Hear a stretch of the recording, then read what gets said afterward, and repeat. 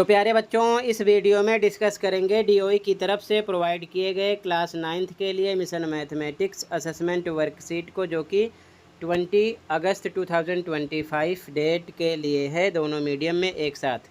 ये चैप्टर 4 से है, मोस्ट इम्पॉर्टेंट है आपके मिड टर्म एग्ज़ाम के लिए। इससे पहले की सभी वर्कशीट और असेसमेंट का सॉल्यूशन दोनों मीडियम में अपलोड है। अगर आपने नहीं देखा तो कमेंट में प्लेलिस्ट की लिंक मिलेगी, देख सकते हो, तो देख लेना। सीधा आ जाओ क्वेश्चन पर। क्वेश्चन है most important. Question number 1 and 2 are multiple choice questions. प्रश्न संख्या 1 एवं 2 बहुविकल्पीय प्रश्न हैं। Select the most appropriate option from the following. यहाँ पर मिस्टेक है, ध्यान रखना, ठीक है। ऑप्शन नहीं लिखा है, आप समझना। दिए गए विकल्पों में से सर्वाधिक उपयुक्त विकल्प का चयन कीजिए। ध्यान से देखो क्वेश्चन को, ठीक है। क्वेश्चन नंबर 1 देखो। At which of the following point the graph of linear equation 3x + 2y = 9 cuts the Y axis. रैखिक समीकरण 3x + 2y = 9 का ग्राफ y अक्ष को निम्नलिखित में से किस बिंदु पर काटता है। तो y अक्ष की बात कर रहा है तो x = 0 होगा। अगर यहाँ पर बोलता x अक्ष को तो y = 0 होता। ये चीज़ ध्यान में रखना है। तो यहाँ पर y अक्ष को, इसका मतलब x आपको 0 रखना है। तो सॉल्यूशन देखो ध्यान से फर्स्ट का। आंसर 1 y अक्ष को काटता है, हिंदी में लिखोगे इंग्लिश वाले, कट द y एक्सिस, इसलिए x बराबर कितना रखना आपको 0, ठीक है। ये ध्यान में रखना है, क्लियर है। तो इक्वेशन क्वेश्चन में जो दिया है लिख लिया गया। 3x + 2y = 9। 3 पे 3, x पर आपको 0 रख देना है, तो गुणे में 0 लगा दो, प्लस 2y = 9। 3 को 0 से करोगे 0, मतलब ये फिनिश है, कुछ भी नहीं है। तो बचेगा 2y = 9। तो y = 9 बटे में आ जाएगा 2, ठीक है। और भाग करोगे तो आ जाएगा 4.5, ठीक है। x पर 0 रखा आपने तो y मिला 4.5, ठीक है। तो यहाँ पर सी ऑप्शन आपका हो जाएगा 0,4.5, ठीक है। ऑप्शन नंबर सी फर्स्ट में राइट है। अगला देखो, जहाँ पर डाउट होगा तुरंत बता देना। क्वेश्चन नंबर फर्स्ट में आपका सी ऑप्शन राइट हो गया। सॉल्यूशन लिख लेना ताकि समझ में आ जाए। क्वेश्चन 2 देखो। How many solutions are there for the equations y = 5x + 2। समीकरण y = 5x + 2 के कितने हल हैं। तो ध्यान से देखो, यहाँ पर हम x पर y पर कितने भी वैल्यू रखेंगे, इसके मान आते रहेंगे अनेकों, ठीक है। तो यहाँ पर हम ऑप्शन लेंगे डी, इनफाइनेटली मैनी, यानी कि अपरिमित रूप से अनेक हल होंगे, ठीक है। ये चीज़ ध्यान में रखना। तो फर्स्ट में सी ऑप्शन राइट है आपका, और सेकंड में आपका ऑप्शन नंबर डी राइट है, अनेकों हल होंगे, ठीक है। अगला देखो क्वेश्चन नंबर 3। क्वेश्चन नंबर 3 है, find any 3 solutions of the equations 2x + y = x + 5। समीकरण 2x + y = x + 5 के कोई 3 हल ज्ञात कीजिए। 3 सॉल्यूशन निकालने हैं। सॉल्यूशन देखो क्वेश्चन नंबर 3 का। आंसर 3 देखो, ये इक्वेशन क्वेश्चन में दिया, साफ साफ लिखा गया।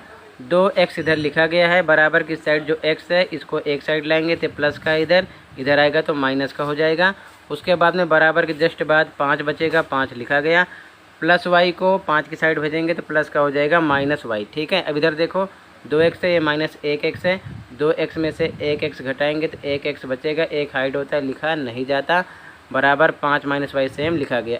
अब इस इक्वेशन पर फोकस करना, ठीक है, थोड़ा आसान हो जाए इसीलिए ऐसा लिखा गया, ठीक है। 3 सॉल्यूशन निकालना है। फर्स्ट सॉल्यूशन निकालेंगे, यहाँ पर हिंदी में लिखना है y = 0 रखने पर, इंग्लिश मीडियम वाले पुट y = 0। ये इक्वेशन लिख लो, x = 5 - y, तो x = 5 - y पर 0 रख दो, तो 5 में से 0 घटाओगे 5, यानी 1 हल आ गया, ठीक है। फिर से सेम इक्वेशन ये लिखना, ध्यान रखना, ठीक है। अब इसके बाद में तो 1 हल हो गया, y = 0 रखने पर, फिर से y = 1 रखने पर, हिंदी में लिखेंगे, इंग्लिश में पुट y = 1। फिर से इक्वेशन लिख लो सेम, तो 5 - y पर क्या आएगा 1, कितना आ जाएगा 4 माइनस होगा, तो ये 2 सॉल्यूशन हो गए, ठीक है। इसके बाद में फिर से y = 2 रखने पर, इंग्लिश मीडियम में लिखेंगे पुट y = 2। इक्वेशन फिर से सेम लिख लो, y पर 2 रख दो, माइनस कर दो, 3 आ जाएगा, ठीक है ना। कितना आ जाएगा 3। 3 सॉल्यूशन हो गए, 3 बोल रहा है। अब ध्यान रखना है आपको कि आप चाहो तो अलग सॉल्यूशन भी निकाल सकते हो, 0 1 2 3 4 5 6 कोई सा भी नंबर रखकर, इसका कोई रूल नहीं है, ठीक है ना। अपने अकॉर्डिंग कोई सा भी नंबर पुट कर सकते हो। अब देखो ध्यान से कैसे लिखेंगे। चाहो तो यहाँ पर लिख सकते हो 5,0, पहले x का लिखते हैं, इधर लिख सकते हो 4,1, ये किधर से आ रहा है जो सॉल्यूशन निकला, इधर लिख सकते हो 3,2, ठीक है। या फिर बॉक्स बना लो, ऐसे ही आराम से लिख लो। ध्यान से देखो, जब y पर 0 रखा यहाँ पर तो x हमको 5 मिला। फिर से जब y पर 1 रखा तो x हमको कितना मिला, 4। फिर से जब y पर 2 रखा तो x मिला 3, ठीक है ना। इस प्रकार बॉक्स बनाकर भी लिख सकते हो, ठीक है, आपकी मर्जी है। ये आंसर थर्ड हो जाएगा, समझ गए। आगे देखो, कहीं पर कोई डाउट होगा तुरंत बता देना, ऐसे लिख लो, आंसर नंबर थर्ड हो जाएगा। अगला देखो क्वेश्चन 4।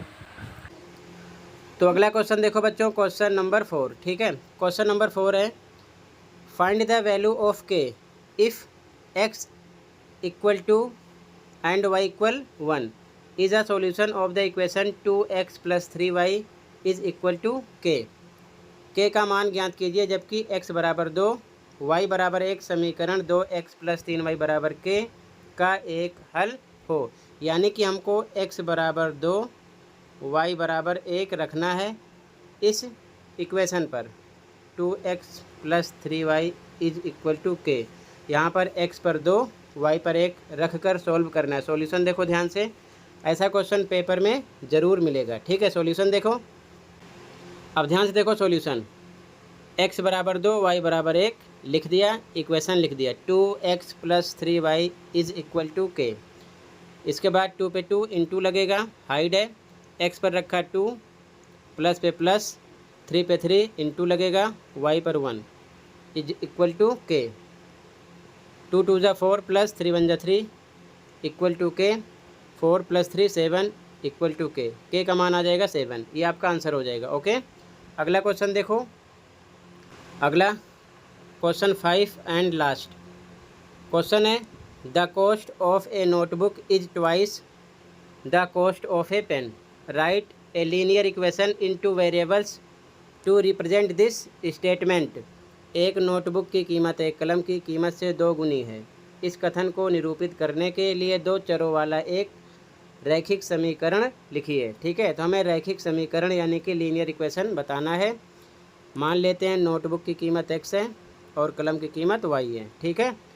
तो कलम की कीमत से 2 गुनी है नोटबुक की कीमत। सॉल्यूशन देखो, आंसर देखो, इंग्लिश मीडियम वाले लिखेंगे let the cost of 1 notebook be x। Hindi वाले माना एक नोटबुक की कीमत बराबर x, ठीक है। फिर से इंग्लिश में, and the cost of 1 pen be y, Hindi वाले, और कलम की कीमत y, यानी कि नोटबुक की कीमत x मान लिया, कलम की कीमत y मान लिया, ठीक है। इंग्लिश में ATQ according to question, English वाले लिखेंगे हिंदी में प्रश्नानुसार, ठीक है। तो इंग्लिश वाले लिखेंगे cost of notebook according to question. कह रहा है कि कॉस्ट ऑफ नोटबुक जो है वो है कॉस्ट ऑफ पेन का ट्वाइस है, यानी 2 इंटू कॉस्ट ऑफ पेन, ठीक है। हिंदी वाले नोटबुक की कीमत बराबर 2 गुणे कलम की कीमत, यानी कि नोटबुक की कीमत जो है कलम की कीमत की 2 गुनी है। तो हम कलम की कीमत में 2 से क्या करेंगे, गुणा करेंगे, ट्वाइस है। तो अब नोटबुक की कीमत माना है x, तो इधर लिखेंगे x बराबर पे बराबर 2 पे 2। कलम की कीमत माना है y, तो y लिखेंगे। आगे सोल्व करेंगे, x इक्वल टू 2y हो गया, ये आपका आंसर हो गया, ठीक है। आप चाहो तो 2y x की साइड लाओगे तो ये प्लस का इधर आएगा माइनस हो जाएगा, तो हो जाएगा x - 2y, इधर बचेगा इज इक्वल टू 0। तो आप इस प्रकार भी लिख सकते हो, इस प्रकार भी लिख सकते हो, ठीक है। ये आपका आंसर हो जाएगा। इसी के साथ ये असेसमेंट कंप्लीट है। कहीं पर कोई डाउट है कमेंट कर सकते हो। मिलते हैं अगली वीडियो में। Thank you for watching and take care, okay.